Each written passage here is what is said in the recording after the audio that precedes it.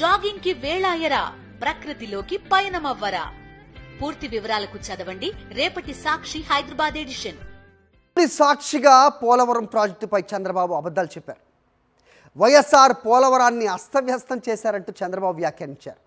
1995 నుంచి 2004 వరకు సీఎంగా ఉన్న పోలవరం ప్రాజెక్టును ఏనాడు పట్టించుకోలేని చంద్రబాబు 2004లో వైఎస్ఆర్ సీఎం అయ్యాకే పోలవరం కుడి ఎడమ కాలువల తవ్వకాలు మొదలయ్యాయని విస్మరించారు.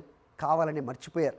ప్రాజెక్టు కావాల్సిన కీలక అనుమతులు తెచ్చింది మహానేత వైఎస్ఆర్ అనే అంశం ప్రజలందరికీ తెలిసిన విషయమే. పోలవరం బాధ్యత కేంద్రానిదే అంటూ విభజన చట్టంలో ఉన్న తన వారికి కాంట్రాక్టుల కోసం కేంద్రం నుంచి ప్రాజెక్టు పనులు తెచ్చుకున్న విషయం కూడా తెలిసిందే.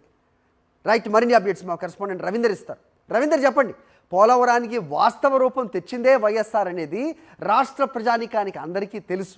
అలాంటిది ప్రస్తుతం అసెంబ్లీ సాక్షిగా చంద్రబాబు ఆడుతున్న అబద్ధాలని ఏ రకంగా చూడాలి?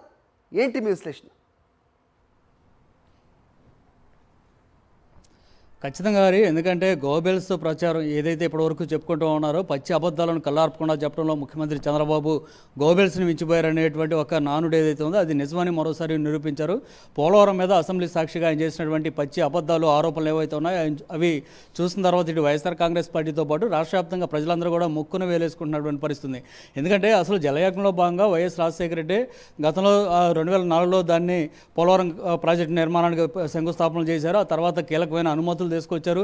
కుడి ఎడమ కాలువలు రెండు కూడా 4,000 కోట్ల నిధులతోటి ఆయన అప్పట్లోనే పూర్తి చేసినటువంటి కార్యక్రమం. ఇదంతా రాష్ట్ర వ్యాప్తంగా ప్రజలందరికీ తెలుసు. కానీ అసలు పోలవరం ప్రాజెక్టుని పూర్తి స్థాయిలో అస్తవ్యస్తం చేసిందే వైఎస్ రాజశేఖర రెడ్డి అంటూ అసెంబ్లీ సాక్షిగా చేసినటువంటి ఆరోపణలు, విమర్శలు ఏవైతే ఉన్నాయో చంద్రబాబు నాయుడు దాని మీద రాష్ట్ర వ్యాప్తంగా ప్రజలు విస్తుపోతున్న పరిస్థితి కనిపిస్తుంది. వాస్తవానికి అంతకంటే ముందు అంటే 1995 నుంచి 2004 వరకు ఏకంగా 9 సంవత్సరాల పాటు ముఖ్యమంత్రిగా చంద్రబాబు ఉన్న సమయంలో కూడా కనీసం పోలవరం ప్రాజెక్టును నిర్మించాలన్నటువంటి ఒక ఆలోచన కూడా చేయలేదు. అధికారులతో సమీక్షలు కూడా నిర్వహించినటువంటి చంద్రబాబు ఇప్పుడు పోలవరం ప్రాజెక్టు ఒక దశకు వస్తున్న నేపథ్యంలో ఎక్కడ ఆ క్రెడిట్ అంతా వైఎస్ఆర్ కుటుంబానికి వస్తుందో అనేటువంటి ఒక అనుమానంతో, భయంతో ఈ విధంగా ఆరోపణలు అయితే చేస్తున్న పరిస్థితి అయితే కనిపిస్తుంది. వాస్తవానికి గతంలో కరోనా సమయంలో కూడా 2 సంవత్సరాల పాటు ఇంట్లో నుంచి ప్రజలు బయట రాని సమయంలో కూడా ఇతర రాష్ట్రాలకు సంబంధించినటువంటి కూలీలను తీసుకొచ్చి ఇక్కడ ఆ పోలవరం ప్రాజెక్టులను త్వరితగతిన పూర్తి చేసినటువంటి ఘనత వైఎస్ జగన్ది.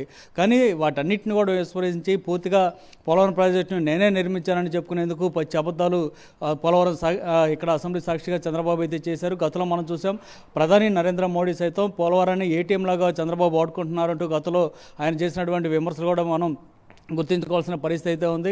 కేవలం ఆ రాష్ట్ర విభజన సందర్భంగా విభజన చట్టంలోనే పోలవరం ప్రాజెక్టును నిర్మించాలని కేంద్ర ప్రభుత్వం అప్పట్లోనే డిసైడ్ అయినప్పుడు కూడా దాన్ని తన అనుయాయులకి ఇచ్చుకునే దానికోసం మళ్ళీ రాష్ట్రం చేతిలో తీసుకొని దాన్ని ఎంత జీవోత్సవంగా మార్చేసినటువంటి పరిస్థితి కూడా రాష్ట్ర వ్యాప్తంగా ప్రజలు చూస్తున్నారు.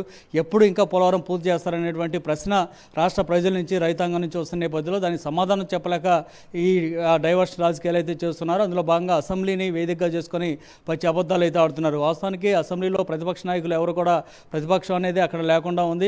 పూర్తిగా బాయ్కాట్ చేసినటువంటి పరిస్థితి.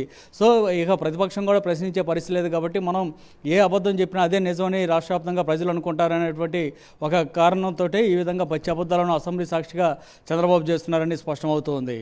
Right Ravinder, thanks for the inputs.